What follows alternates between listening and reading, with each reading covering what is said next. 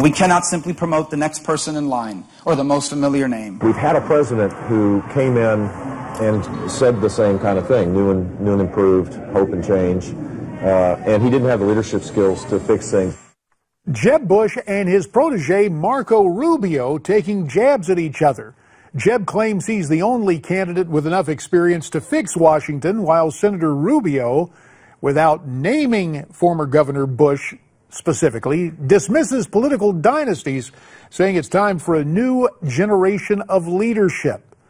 Both candidates still insist they're friends, but lately compliments are being replaced by criticism. For more, let's welcome in via Skype the chairman of the Republican Party of the state of Florida, Blaise Ingoglia. So many candidates with Florida connections. So you just kind of sit back and watch things develop? Well, what we do is, as a party, is we traditionally stay out of this stuff. We have obviously a lot of people running in the state. We have Jeb and Marco, we have Governor Bush, we have Senator Rubio, who have been great to the state. We see what their leadership skills have accomplished. And what we do as a party, we just make sure that we are putting the infrastructure in to deliver the state to the eventual Republican nominee. And we just stay out of the primary fight. We let them do what they have to do in order to win a nomination. And we just sit there and hope that they don't tear down each other and give the Democrats a leg up in the general election. So we're just sitting back waiting and putting the infrastructure in place. Yeah, it looks like Ronald Reagan's 11th commandment has kind of gone by the boards, and we can talk more about that in a second. Right now, I want to get to a couple of things. Number one, change in schedule in terms of where on the calendar the Florida primary will be held, and also the rules. Is this, in fact, going to be winner take all?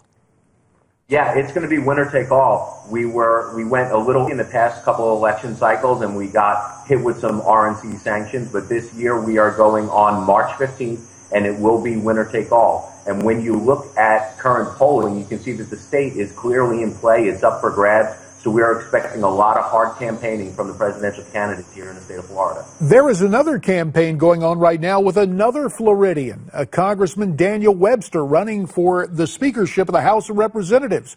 Your take on Congressman Webster very quickly. Congressman Webster is a leader. You know, he reformed the Florida House, and I am proud to say that I'm a current member of the Florida House. He reformed it. He flattened out the pyramid. The gentleman is a leader. I would personally love to see him as the Speaker of the House, but whoever it is, we just got to make sure that Republicans come together and we put the best policy forward for the people of this great nation. All right, spreading some sunshine in the direction of Congressman Webster. We appreciate that. Speaking of sunshine, your Sunshine Summit next month. Tell us more about that. Yeah, this is going to be a big deal. We have 12 out of the 15 presidential candidates confirmed for our Sunshine Summit. If people want to go, it's in Orlando on November 13th and 14th. And this is a place where you can hear Governor Bush, Senator Rubio, Donald Trump, Carly Fiorina, Ted Cruz.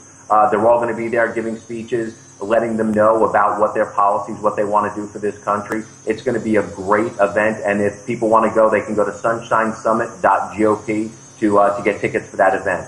Spreading the sunshine around and letting the sunshine in. It sounds like a big time, Mr. Chairman. We thank you very much for your time, and as the campaign develops and we get closer to the primary, we're going to have you back more often here on Newsmax Prime to gauge really the state of the campaign in and around the state of Florida. For now, Mr. Chairman, you have our thanks.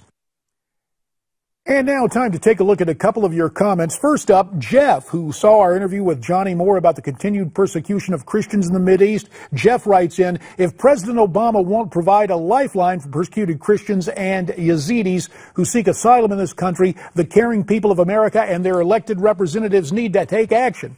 As Christians, we cannot stand by and do nothing. And this note concerning tonight's Democrat debate from Jimmy. I'm not sure who will win the first Democrat debate, but I am sure the American people will be losers.